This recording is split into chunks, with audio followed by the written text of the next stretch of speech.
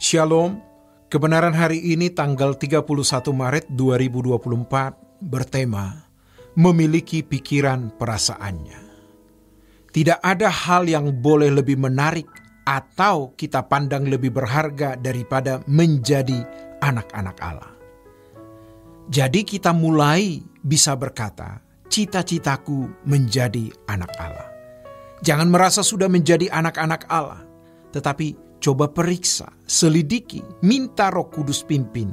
Apakah kita sudah memiliki sifat anak-anak Allah itu? Tentu sebagai manusia, kita sering menilai orang, mengevaluasi orang, atau seperti menghakimi. Kenapa orang ini buat begini? Kenapa orang itu buat begitu? Tapi mari kita kenakan pada diri sendiri. Bagaimana saya? Jangan-jangan kita tidak lebih baik dari dia. Di situ kita menemukan si aku yang belum dimatikan. Padahal kita mengerti bagaimana harus terus menyalipkan daging dengan segala hawa nafsunya. Sampai kita betul-betul menjadi profil manusia yang luar biasa, yang itu pasti akan dirasakan oleh orang lain. Di tengah-tengah kita mengagungkan, mengumandangkan kasih Allah, puaskah Tuhan melihat hidup kita? Apakah kasih Allah telah kita miliki dan kita salurkan kepada sesama? Sehingga perasaan tidak menginginkan seorang pun binasa bukan hanya dimiliki Tuhan, melainkan juga kita miliki. Kalau Allah memberikan putranya, Tuhan Yesus Kristus, maka kita pun rela memberikan apapun demi keselamatan sesama.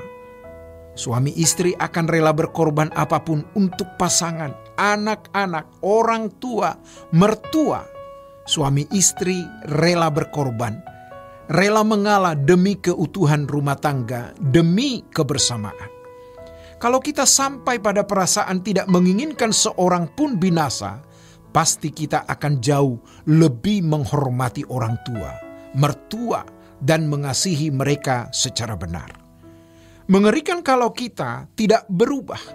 Kita harus takut kalau kita meninggal, masih ada unsur-unsur si aku yang belum dipatahkan, belum digilas habis. Walau kita sudah berjuang sungguh-sungguh, sejatinya betapa sulitnya membunuh manusia lama kita. Namun ketika kita makin dipenuhi oleh firman, yaitu lewat perjalanan hidup, maka Roh Kudus bicara. Kita memiliki perasaan Tuhan. Kita pasti tahu itu perasaan Tuhan, sebab itu beda dengan perasaan kita sebelumnya. Misalnya, dulu kita bisa mengampuni, sekarang juga bisa, tapi beda. Ketika kita merasakan kasih terhadap seseorang dan kita mau membela orang itu, dulu juga bisa begitu, tapi kali ini beda. Kita bisa merasakan pikiran perasaan Allah yang dialirkan dan kita juga memilikinya. Jangan sampai waktu ini berlalu, namun kita gagal mengenakan kehidupan Yesus. Cita-cita kita adalah menjadi anak-anak Allah, memiliki gelar anak-anak Allah dengan segala keagungan dan kemuliaannya. Kalau hari ini kita mengagung-agungkan kasih Allah tanpa meneruskan kepada sesama, itu tidak membahagiakan Tuhan. Keindahan sukacita damai yang dimaksudkan Tuhan baru kita nikmati kalau kita memiliki pikiran perasaannya. Tidak mungkin kita bisa menikmati damai Tuhan tanpa memiliki pikiran dan perasaannya. Damai sejahtera kuberikan kepadamu. Damai sejahtera yang kuberikan tidak sama seperti yang diberikan dunia ini. Sampai kita menjadi anak-anak Allah, dengan karakteristik anak-anak Allah, dengan sifat anak-anak Allah, barulah kita sah sebagai anak-anak Allah.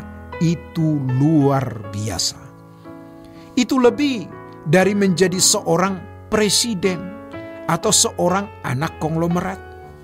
Dan nanti kita akan menikmati damai itu. Kita bisa menikmati kasih yang kita berikan kepada orang lain. Mungkin kita belum bisa memberi uang, tapi kita punya beban terhadap jiwa-jiwa. Ada kebahagiaan yang mengalir. Ketika kita melihat orang yang pernah kita tolong, lalu hidupnya berubah, kita bisa menangis. Kita punya perasaan yang bahagia. Yang kita butuhkan hanya Tuhan.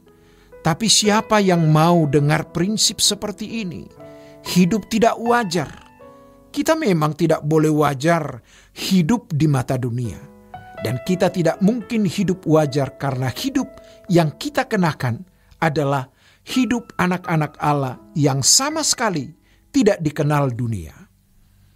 Kalau mereka mengenal, mereka tidak akan menyalibkan Yesus. Demikian firman Tuhan. Kita mau membangun komunitas anak-anak Allah dengan standar hidup anak-anak Allah. Makanya kita tidak berhenti berdoa. Tidak berhenti belajar firman. Terus serukan untuk membaca setiap keadaan. Sebab melewati keadaan itu Tuhan mengajar kita. Dan Roh Kudus pasti bicara. Demikianlah kebenaran hari ini. Tuhan Yesus memberkati. Sola Gracia.